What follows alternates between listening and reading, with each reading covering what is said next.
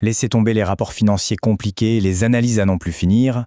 Et si l'indicateur économique le plus fiable, finalement, se cachait tout simplement dans un fast-food? Oui, ça peut paraître un peu étrange, je vous l'accorde. Mais sérieusement, et si la simple longueur de la file d'attente devant un McDonald's pouvait nous en dire plus sur l'état de l'économie que des tas de rapports officiels? L'idée de fond, en fait, elle est toute simple. Le véritable pouls d'une économie, il ne se mesure pas dans les boutiques de luxe, mais plutôt dans la consommation de tous les jours. Et c'est justement là que McDo devient super intéressant. Allez, on regarde ça de plus près.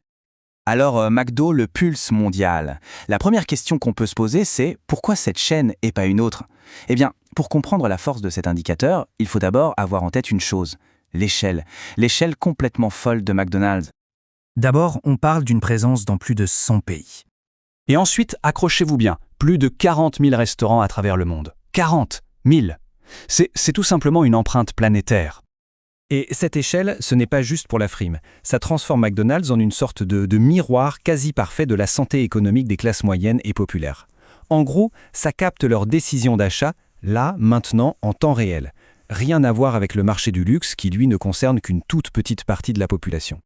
Deuxième point, ce que les fils révèlent. Et on va parler du principe contre-cyclique. Bon, c'est bien beau tout ça, mais concrètement, qu'est-ce que ça nous dit, une file d'attente qui s'allonge au drive? Eh bien, la logique, elle est super simple, mais elle est complètement à l'inverse de ce qu'on pourrait croire. En résumé, plus les McDo sont pleins, plus l'économie va mal. C'est ça un indicateur qu'on appelle contre-cyclique. Ça va à l'encontre du cycle économique ambiant. Regardez, la dynamique est assez claire. D'un côté, quand tout va bien, on a le choix. On va dans des restos plus variés, on fait des courses un peu plus chères, on se fait plaisir. Mais de l'autre côté, quand le budget se resserre, eh bien McDo devient une sorte de valeur refuge. Pourquoi ? Parce que c'est rapide, on sait exactement ce qu'on va avoir, et surtout, c'est abordable. Et attention, ce n'est pas juste une théorie sortie de nulle part. Les faits sont là pour le prouver. Rappelez-vous, en 2008, en pleine crise financière, les ventes de McDo aux États-Unis ont littéralement explosé. Plus près de nous en 2022-2023, avec l'inflation, la fréquentation en France atteint des records. C'est un schéma qui se répète. Et c'est ça le point crucial à retenir. Le marché du luxe, il peut continuer de prospérer. C'est une chose.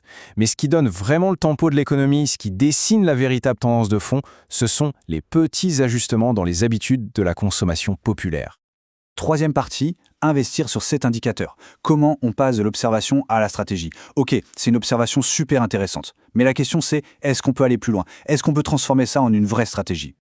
Alors, est-ce qu'on peut vraiment utiliser cet indicateur pour investir? Bon, la réponse est un peu plus subtile qu'un simple oui, mais il y a quand même des pistes très concrètes qui s'en inspirent. Alors voilà, 3 pistes. La première, la plus évidente, investir directement dans l'action McDonald's. C'est ce qu'on appelle un titre défensif qui a tendance à bien résister quand l'économie doute. Deuxième piste, élargir un peu le champ et regarder d'autres baromètres populaires.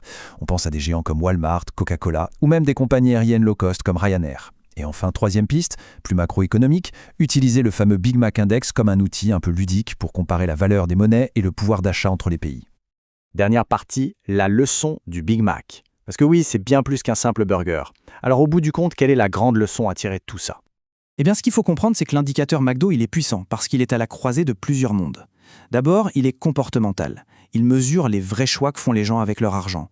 Ensuite, il est microéconomique, il part du terrain, de la vraie vie, pas de modèle théorique. Il est en temps réel, ce qui est un avantage énorme sur les statistiques officielles qui arrivent toujours avec un décalage. Et enfin, il est sociétal. Il reflète un sentiment général, le niveau d'incertitude dans l'air. Et ça nous amène à la conclusion, peut-être la plus importante.